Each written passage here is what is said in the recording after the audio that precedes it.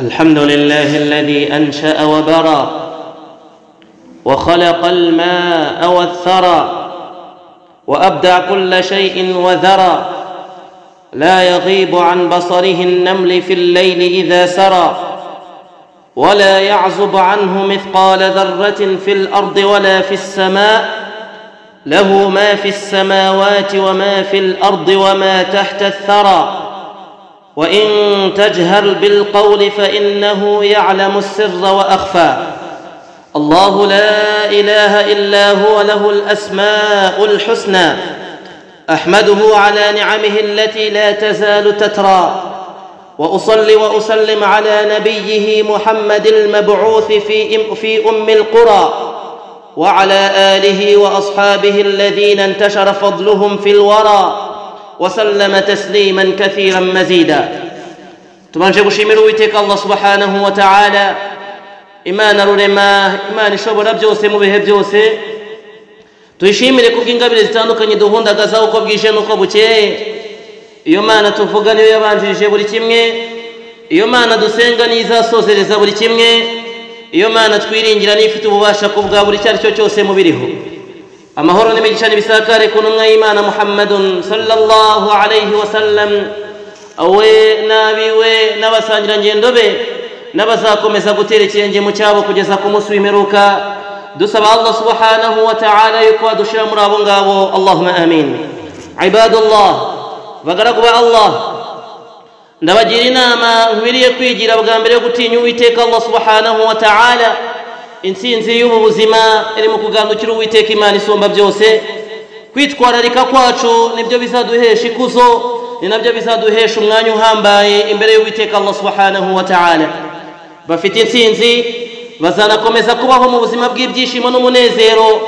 Abamenye ubushake bw'Imana kuri bo bakagerageza gutunganya no kwitwararika, bakabaho kuri iyi si ari abazirikana, bakabaho kuri iyi si ari abumva yuko hari ibyo Allah basaba, banyiza bakagerageza gushyira mu bikorwa ibyo bategekwa.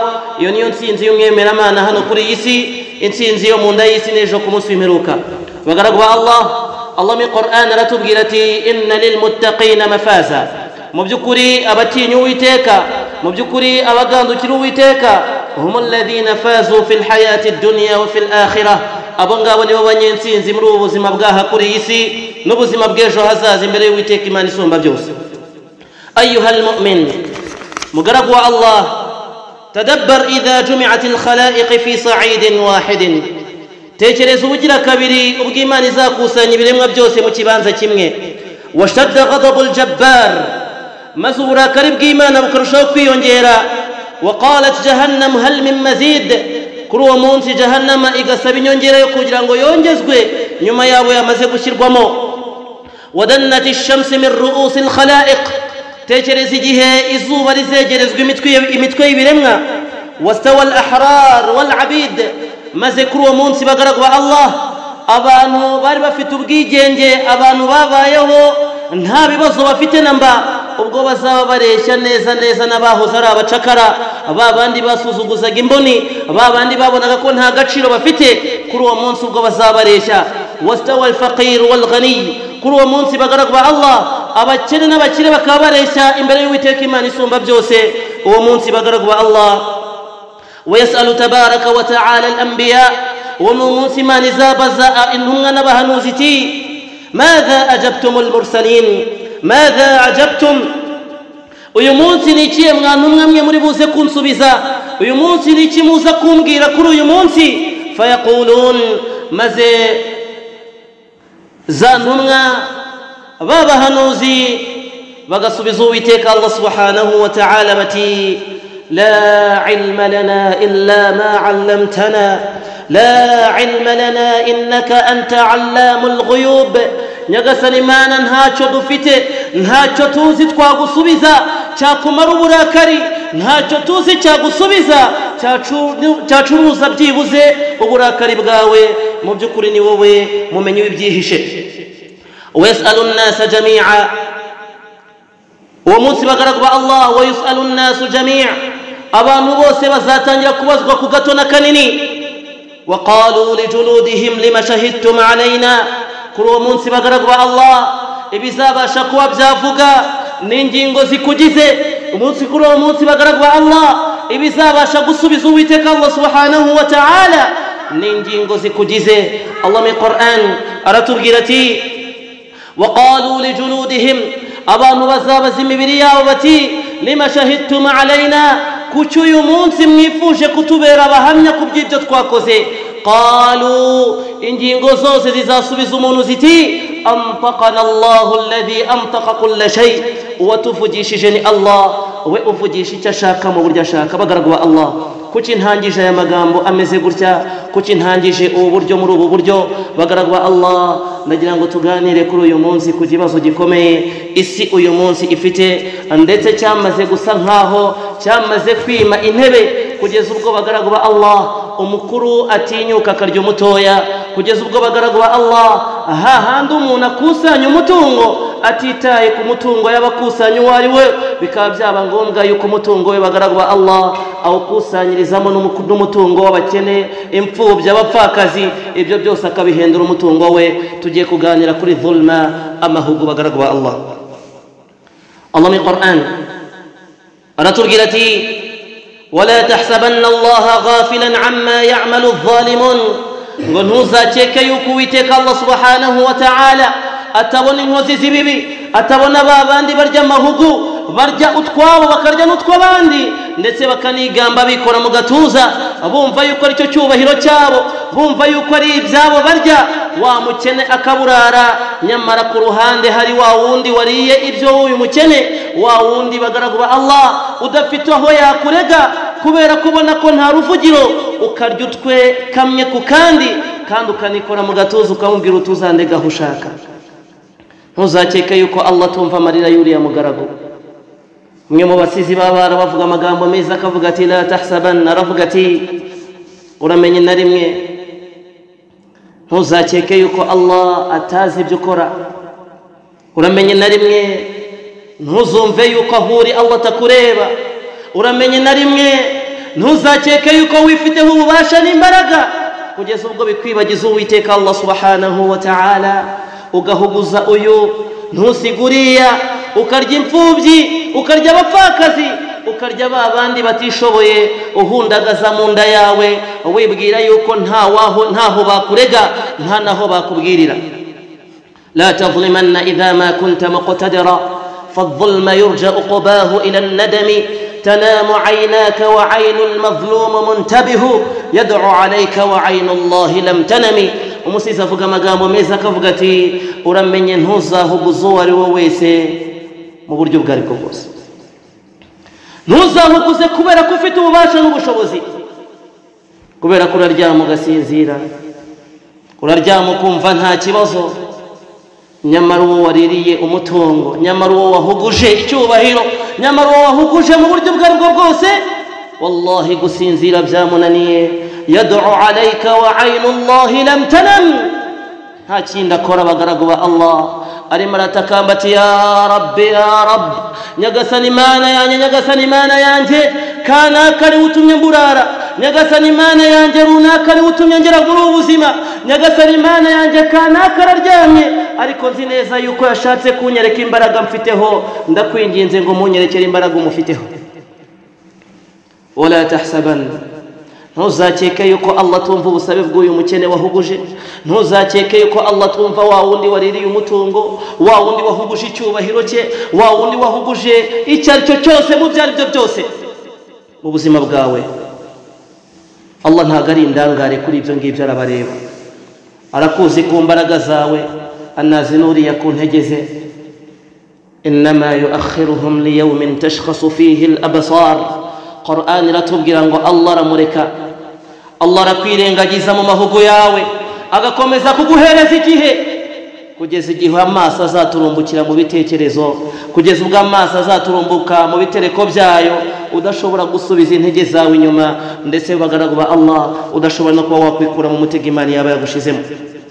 bagaragwa Allah intumwa y'Imana muri hadith Allah muri hadith al-Quds aratubwira ati يا عبادي بغرغ بانجي إني حرمت الظلم على نفسي نزل لجمه بكبغانجي إني حرمت الظلم على نفسي نزل لشيء قهر النوم يتبرك وناهجزا وجعلته محرما بينكم فلا تظالموا ndangije mbigira ikizira hagati yanyu muramenye ntimugahuguzanye ntuzahuguza umukene kubw'ubukene bwe ntuzahuguza umunyantege nkeya ku ntege ze nkeya ntuzahuguze umutindi kubera ko adafite uruvugiro ntuzahuguza imfubyi kubera ko bose bagaragwa Allah iyo babuze uwo baregera mu bantu baregera Uwiteka Allah subhanahu wa ta'ala we ufite ububasha ku buzima bwawe akagira ububasha ku mutungo wawe akagira ububasha mu buri kimwe cyawe afite ububasha bwo kuba yakora icyo ashaka mu buryo ashaka kandi ntunamubaza impamvu yakoze ibyo ashaka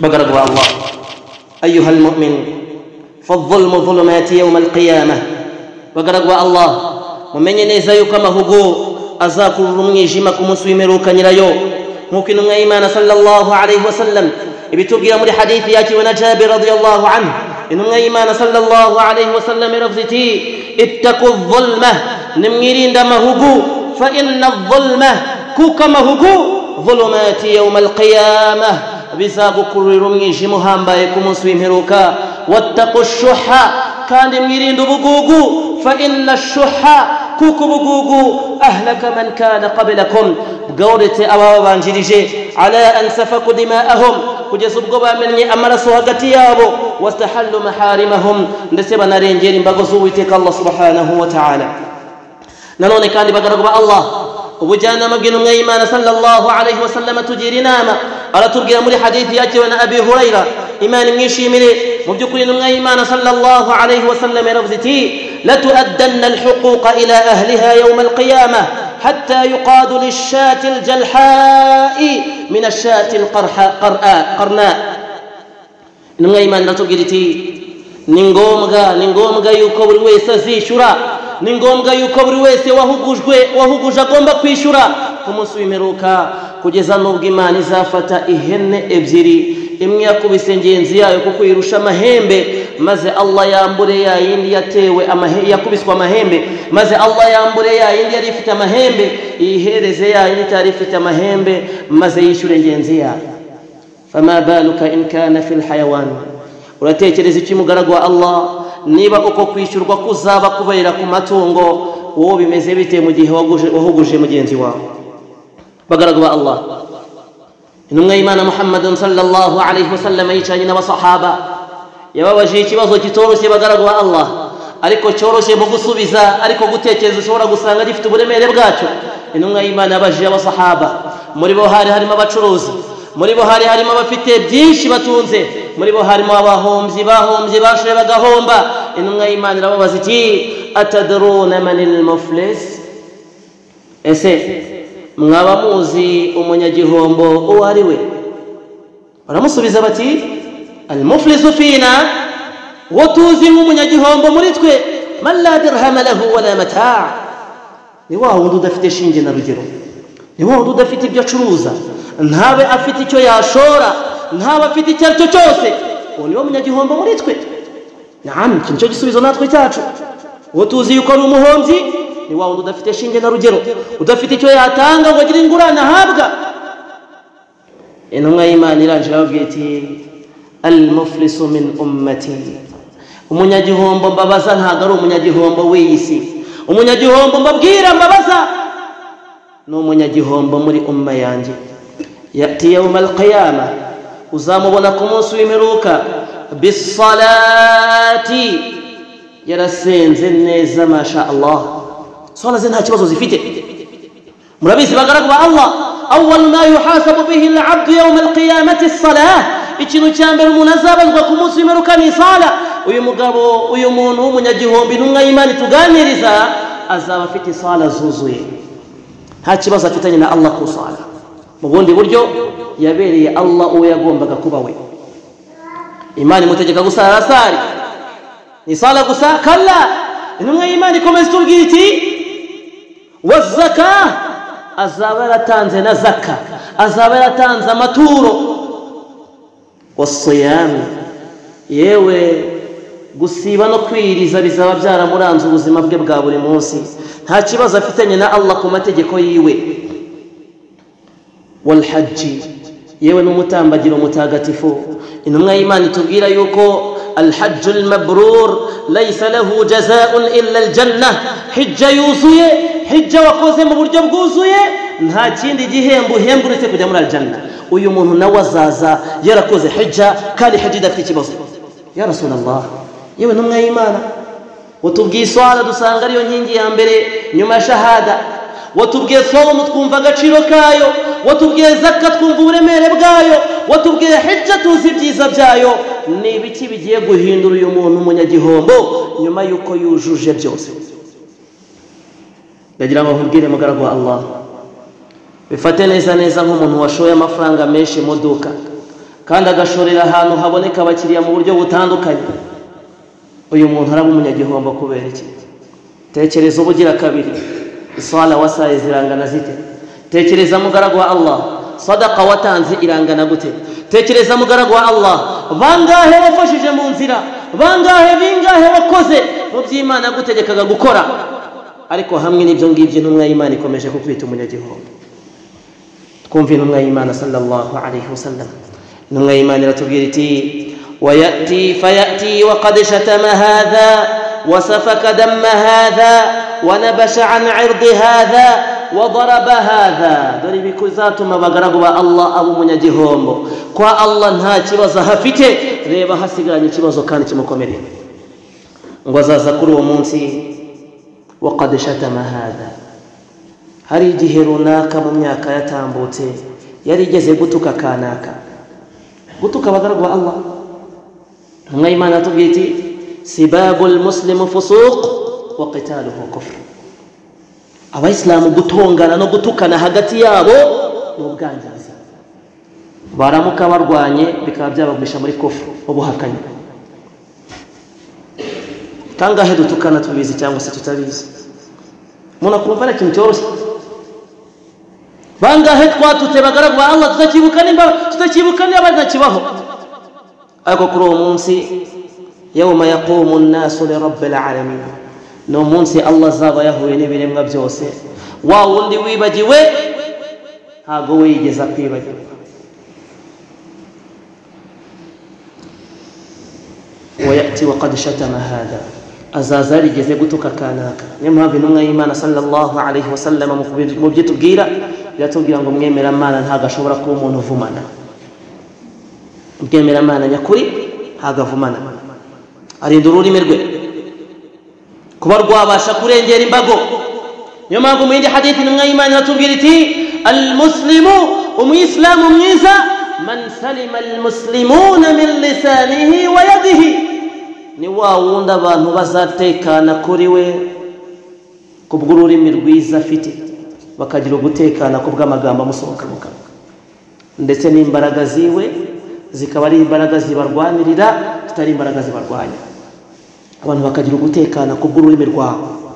Bagaragu ba Allah, bangahe bagira naho n'urwego rwo kugeraho kwimuka kubera ururimi rubi rw'umuturanyi? Bangahe bahindutse abanzi kubw'ururimi rw'umuntu runaka? Bangahe badakontrola indimi zabo bagaragu ba Allah uyu munsi bakatiwe imyaka n'imyaniko muri gereza? Ese bangahe bamaze kwicwa kubw'indimi zabo zitamesha? ويأتي وقد شتم هذا, azaza ku munsi w'imperuka hamwe n'isala afite, hamwe na sawma afite, hamwe na zaka afite, hamwe na hajja afite, ariko yarigeze gutuka kanaka imyaka yaratambutse. ahsahu Allah wa nasuhu, wowe wabibayemo uramutuka uranabyibagirwa, ariko Allah ntago yigeze abyibagirwa. ma yalfidhu min qawlin illa ladayhi raqibun atid, ngo ntago ijambo rishobora gusohoka mu kanwa kawe usibye ko riherekezwa n'abamarayika babiri bashinzwe kugenzura aho riza kwandikwa. raqibun atid, raqib agomba kumenya ngo ndaryandika ha, atid amenya ngo rirandikwa hano. Bangahe twatutse bagaragu Allah tutakibuka n'amazina yabo, yewe tutanateze no kuzongera guhura. ويأتي وقد شتم هذا, yaramukoreye dhulma ku cyubahiro cye, ukora amahugu ku cyubahiro cy'abantu bagaragu ba Allah. Umwe Imana irakomeza tubwira iti wasafaka damma hadha, yarigeze no kumena amaraso ya kanaka.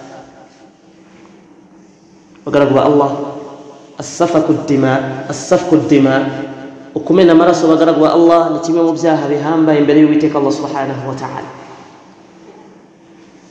Niyo mpamvu Allah mu Qur'an aratubwira ngo umuntu wishe umuntu umwe aba ameze nk'uwishe abantu b'isi yose, n'umuntu urokoye umuntu umwe aba ameze nk'uwarokoye isi yose. Ayo ni amagambo y'Uwiteka Allah subhanahu wa ta'ala aboneka muri suratul Maida. Kumena amaraso, kwica umuntu bagaragu wa Allah. Wa idha al-maw'udatu su'ilat bi ayyi dhanbin qutilat. Qur'an iratuganiriza mu muco wabagaho kera aho bafataga abana b'abakobwa bakabahamba ari bazima. Allah atubwira ati wa idhal maw'udatu su'ilat, umunsi uyu mwana w'umukobwa washinguwe muri ubu buryo azaza imbere y'Uwiteka Allah subhanahu wa ta'ala arimo arabaza ngo mbariza data n'iki yampoye, mbariza mama n'iki yampoye. Nwa Imana ikomeza itubwira iti abo nabaje batonze umurongo baje kwishyuza. wanabisha an ardi hadha, hari nubwo yigeze kuba yarengera icyubahiro cya kanaka, amwita ikintu runaka, amwita umuntu runaka, amukuraho icyubahiro cye n'icyizere abantu bari bamufitiye mu buryo runaka, icyubahiro cy'umuntu ukagenda ukakirangiza. Imana sallallahu alayhi wasallam mu hadith iratubwira iti wa inna min arba riba, ngo no muri riba zirenze izindi riba zose zibaho nuko umuntu yarengera icyubahiro cya mugenzi we.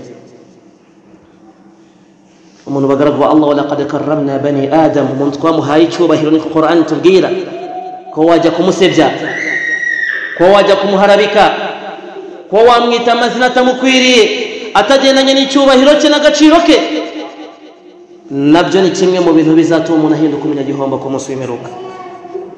Si n'ibyo gusa bagaragu wa Allah, wa daraba hadha, yewe hari n'aho yarengereye agakubita kanaka. Wakubitisha inkoni, wakubitisha ingingo zikugize, byose birinjira mu bishobora kuba byazaguteza igihombo ku munsi w'imperuka. Imana iratubwira iti rero nyuma ya bya bikorwa byiza yari afite twabonye mbere, bizaza bihuzwe n'ibi bibi yakoze, maze Allah aca urubanza mu buryo bukurikira. Fayukhadhu hadha min hasanatihi wa hadha min hasanatihi, maze Allah atangire yishyure ba bandi bagututse afata isala zibahereze, ba bandi watutse afata isala zawe zibahereze, ba bandi wakubise afata isala zawe zibahereze, ba bandi wabashe kumenera amaraso afata hijja yawe ibahereze. Fayukhadhu hadha min hasanatihi, maze uyu nguyu azahabwe mu byiza byawe, nuriya nawe azahabwe mu byiza byawe. Fa in faniyat qabla an yuqda ma alayhi, ibyiza byawe nibiramuka bikurangiranye kandi abakikwishyuza bagihari, fayukhadhu min khatayahum, ntabwo bizaba birangiriye aho ngaho kubera ko nta cyizo gisigaranye. Kalla wal iyadhu billah, ntabwo Allah azakureka muri iyo shusho utekereza ngo wibwire yuko kuva ibyiza byawe birangiye noneho uraruhutse. Kalla, ahubwo Allah azakomeza guca urubanza. Fayukhadhu hadha min hasanatihim, ibyiza byawe Allah yamaze kubihereza ba bandi wahuguje, ba bandi watutse, ba bandi waririye umutungo, ba bandi wahuguje icyubahiro cyabo, ba bandi wamennye amaraso yabo. Ibyiza byawe nibiramuka bikurangiranye, ukhidha min khatayahum, hazafatwa mu byaha byabo bo bakoze.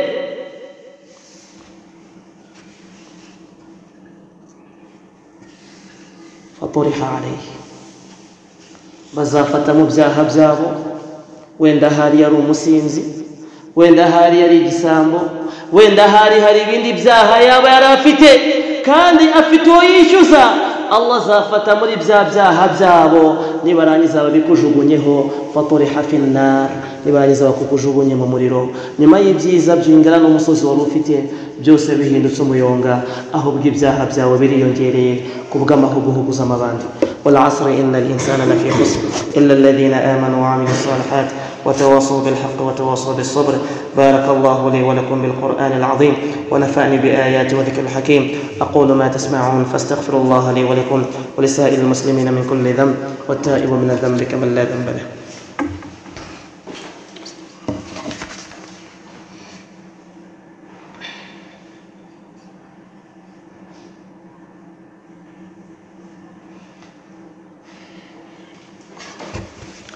بسم الله ذي الشأن عظيم السلطان شديد البرهان قوي الأركان ما شاء الله كان أعوذ بالله من كل شيطان إنس وجان والصلاة والسلام على من لا نبي بعده مصطفى محمد صلى الله عليه وسلم وآله وصحبه أجمعين أما بعد بقرأ الله كون يقشمر ويتك الله سبحانه وتعالى أمهر نمجشة تغيس بدينهم إيمان محمد صلى الله عليه وسلم ونبي ونمسانجر نجندوبي نبزاكم يساقوتي تينجي مچابا كجزاكم مسلمروكا بقرأ الله نميرين دما هو كوبيرا كو ingaruka zayo nimbicyane mu buzima bwanyu bwa buri munsi kandi munamenye yuko ejo imbere ya Allah mutazabona ubwitwazo rwo rwose kuko icyo gihe bagaragwa Allah umutungo wariye kabone ubwo cyabari igiceri cy'icumi kuri uwo munsi nta gaciro kizaba gifite usibye ko kizaguranwa mu bikorwa byawe byiza uzaba waranzwe nabyo ibi turabikesha hadithi ya Abi Huraira imani mwishimira intumwa y'Imana sallallahu alayhi wasallam yaravuziti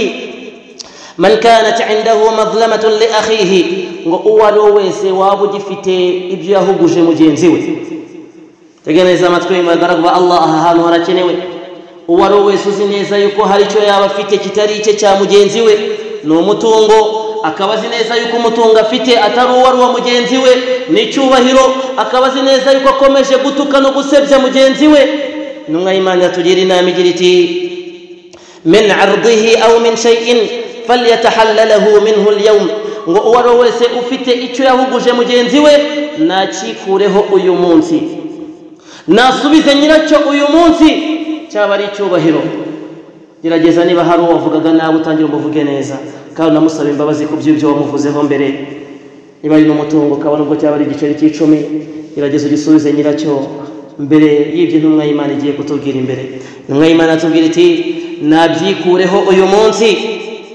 قبل أن لا يكون دينار ولا درهم mbere yuko ibyo bintu nibara amafaranga ufite ibihumbi bibiri waborahubuje mugenzi wawe niba ari ubutaka wibye mugenzi wawe niba ari icyubahiro runaka wibye mugenzi wawe mbere yuko ibi ngibi bitabasha kuba byavunjwamo amafaranga na feza na zahabu ahubwo in kana lahu amalun salihun ukhidha minhu biqadri madhlimatihi kuko bitari ibyo ngibyo ibikorwa wakoze n'uyu munsi urimo urakorera abagenzi bawe ngwino usari ariko iyo sala bizarangira witwerereye mugenzi wawe funga ramadani ni byiza ariko uzisanga ramadani yawe hari uwo wayitwerereye wayifungiraga ukaba waricwe n'inzara n'inyota ku busa tanga zaka ariko uwo mutungo utanga mushobora no kuba atari uwawe bangahe bagaragwa Allah uyu munsi batunzwe n'imitungo y'imfubyi abana niwe ko bayikuraho ngo bayisubize banyirayo Allah mu Qur'an aratubwira ngo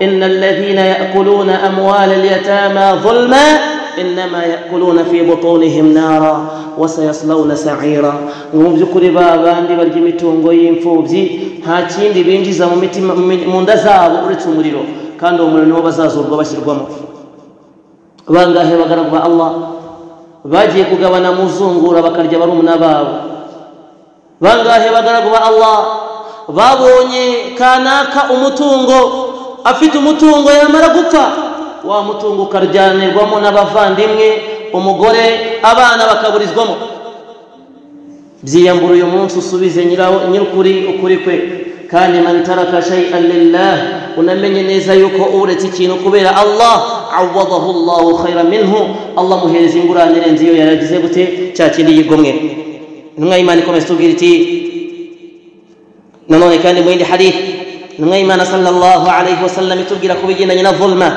igihe kimwe bagaragwa Allah Musa alayhi salatu wassalam yararimo aragenda agiye kubona umugabo arimo atakambira Uwiteka ku bw'ibibazo yari afite asaba Allah yuko yabimukuramo azamura ibiganza avuga ati ya rabbi